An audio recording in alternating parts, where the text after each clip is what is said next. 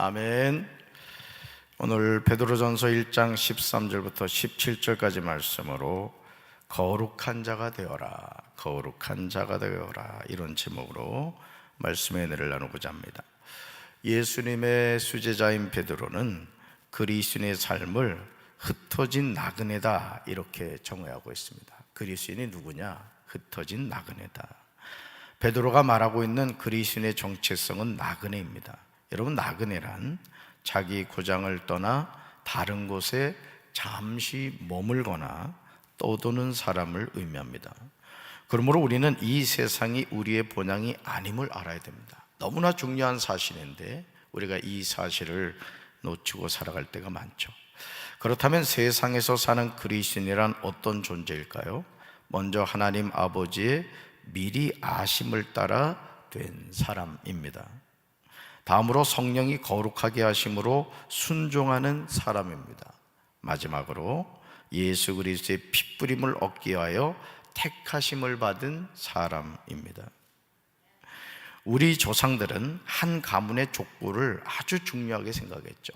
족보란 한 가문의 계통과 혈통 관계를 적어 기록한 책입니다.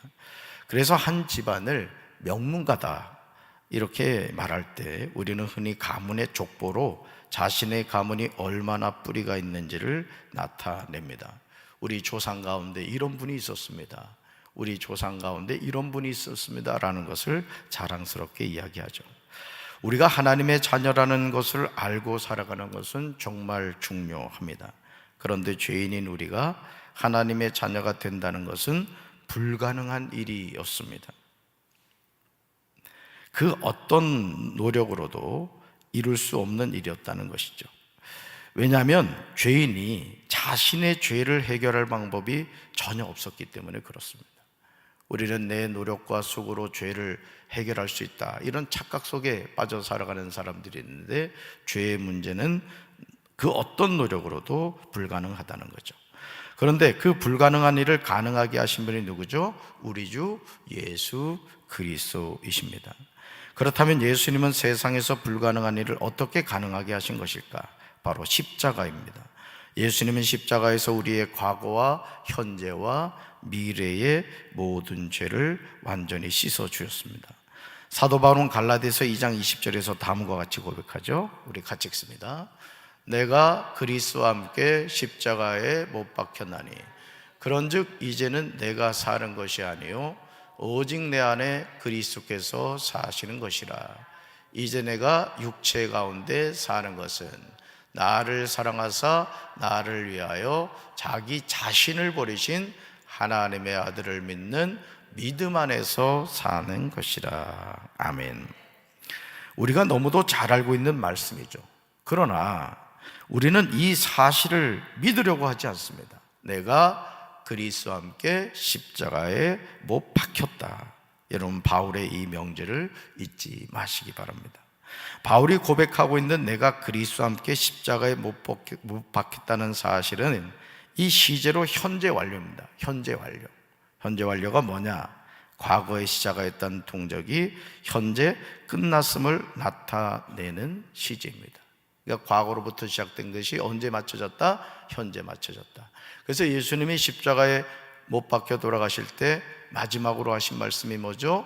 다 이루었다, 이 고백을 하셨단 말이에요. 그러니까 구원은 뭐 된 거예요? 완성되었다는 거죠. 이루어졌다는 거예요. 그래서 우리가 예수님을 영접하고 그 이름을 믿는 자마다 어떻게 된다? 하나님의 자녀가 된다라는 것이죠. 내가 노력해서 하나님의 자녀가 되는 것이 아니라 2000년 전 예수님이 갈보리 십자가에서 구원을 어떻게 하시다? 완성해 놓으셨다. 아멘. 네. 다시 말해서 나는 예수님과 함께 십자가에서 죽은 존재라. 그러니까 예수님이 죽을 때 나도 죽었고 예수님이 사흘 만에 부활하실 때 나도 다시 살아났다, 이겁니다. 그러므로 이제 내가 사는 이유는 내 안에 누가 사시기 때문에? 그리스도가 사시기 때문입니다. 얼마나 중요한 사실입니까? 베드로전서 1장 13절에서 예수님의 수제자인 베드로는 우리에게 이렇게 당부하죠. 우리 13절 읽습니다. 그러므로 너희 마음의 허리를 동이고 근신하여 예수 그리스도께서 나타나실 때에 너에게 가져다 주실 은혜를 온전히 바랄지어다. 아멘. 마음의 허리를 동이고 마라, 근신하라. 베드로가 우리에게 강조하는 중요한 내용입니다. 베드로가 하는 이 말은 저와 여러분은 마음을 가다듬고 자신을 잘 지키라는 거예요. 따라합시다. 마음을 가다듬고 자신을 잘 지키라. 네, 정신줄을 놓지 말라는 거예요. 마음을 가다듬고 자신을 잘 지켜야 된다. 그리고 어떻게 된다? 예수 그리스도께서 다시 오실 그날에 저와 여러분이 받게 될 은혜 선물에 모든 소망을 두기를 바란다는 거예요. 원수마귀는 매 순간 우리의 마음에 풍랑이 일어나게 합니다. 하나님을 바라보던 시선을 바꾸어 세상의 것을 바라보게 합니다. 그래서 우리 성도들도 이렇게 신앙생활을 하는 걸 보면은 막 열심을 내고 막 그냥 막 하늘나라를 왔다 갔다 하는 것처럼 막 그렇게 하다가 어느 순간 또 그냥 바닥을 헤매는 성도들이 있어요.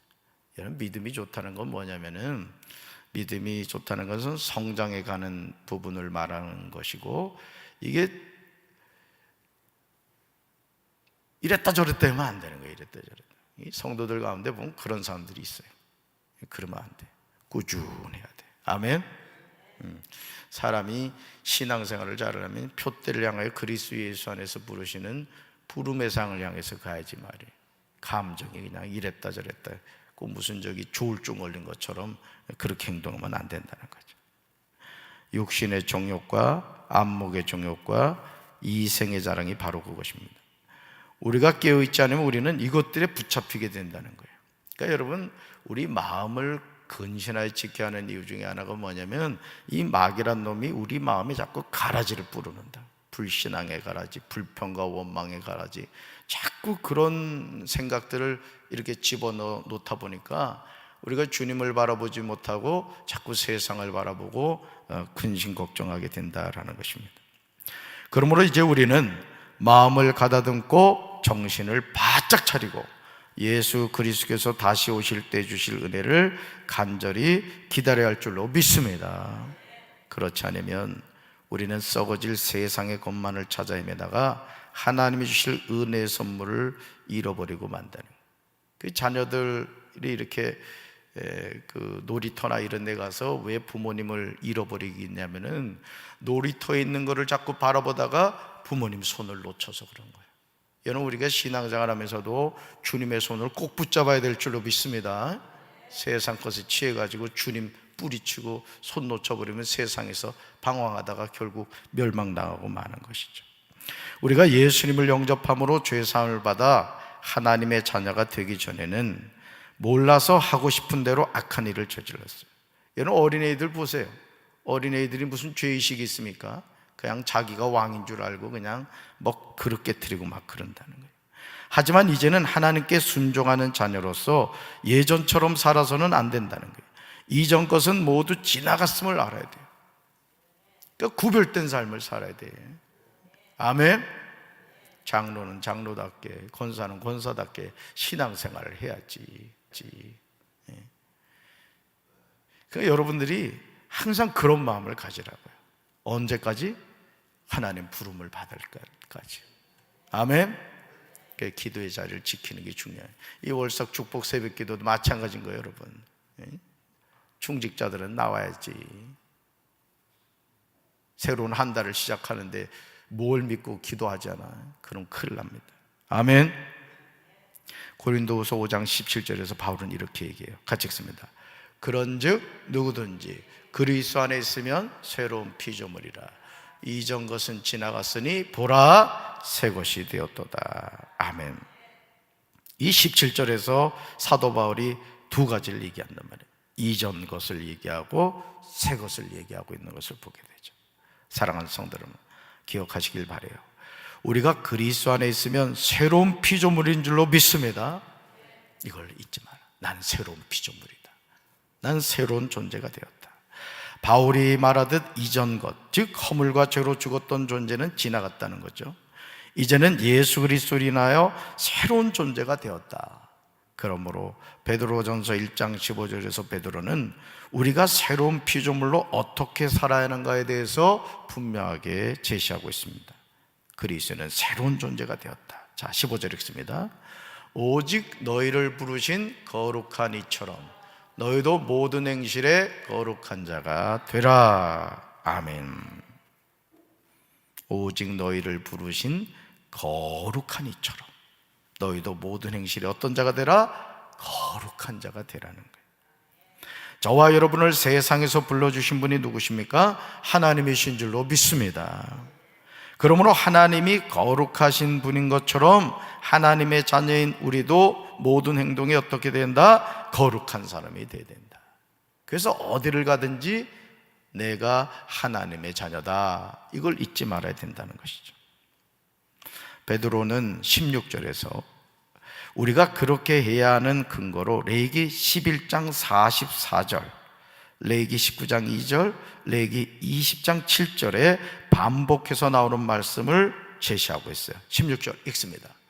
16절, 16절 넘겨야지. 그렇지. 네, 같이 읽습니다. 기록되었으되 내가 거룩하니 너희도 거룩할지어다 하셨느니라. 아멘. 기록되었으되 내가 거룩하니 너희도 거룩할지어다.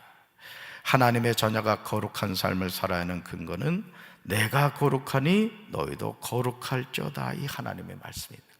그러니까 하나님이 거룩하시든 하나님의 자녀도 어떻게 된다? 거룩해야 된다 이거예요. 2023년 올 한 해 동안 저와 여러분이 매일 매 순간 기억해야 하는 말씀이에요. 하나님이 거룩하시듯 나도 거룩해야 된다. 우리는 이 말씀을 붙잡고 살아야 할 줄로 믿습니다. 하나님이 거룩하시듯 하나님의 자녀도 거룩하게 살아야 되는 거예요. 저와 여러분은 하나님을 아버지라고 부르면서 기도합니다. 우리 아버지는 각 사람의 행동을 공평하게 판단하십니다. 그러므로 여러분은 이 세상에 사는 동안 하나님을 경외하며 살아야 할 줄로 믿습니다. 아침에 이랬다, 저녁에 이랬다, 막 조변석게 하는 그런 신앙생활하는 게 아니라 주님을 향하여 흔들리지 않고 주님을 바라보며 믿음으로 달려가야 될 줄로 믿습니다. 하나님은 외모로 사람을 보시지 않아요. 각 사람의 행위대로 심판하시는 줄로 믿습니다. 그러기에 이제 우리는 나그네로 있을 때를 두려움으로 지내야 할 줄로 믿습니다. 이것이 하나님의 자녀가 이 세상에서 승리하는 비결입니다. 우리 2월 한 달 동안 우리 사랑하는 성도 여러분들이 눈을 푯대를 바라보고 주님을 바라보고 끝까지 승리하는 우리 사랑하는 성도들 되기를 주님의 이름으로 축원합니다. 그러므로 이제 새로운 2월 한 달을 시작하는 우리는 분명하게 선포해야 됩니다. 다 자리에 일어납시다. 다 자리에 일어나시고 오른손 드시고 주먹 불끈 쥐고 우리 외치도록 하겠습니다. 있을지어다 그대로 되니라. 하나님이 보시기에 좋았더라. 치료될지어다 그대로 되니라. 하나님이 보시기에 좋았더라. 회복될지어다 그대로 되니라. 하나님이 보시기에 좋았더라. 복 있을지어다 그대로 되니라. 하나님이 보시기에 좋았더라. 충만할지어다 그대로 되니라. 하나님이 보시기에 좋았더라. 정복할지어다 그대로 되니라. 하나님이 보시기에 좋았더라. 다스릴지어다 그대로 되니라. 하나님이 보시기에 좋았더라. 할렐루야. 선판대로 될 줄로 믿습니다.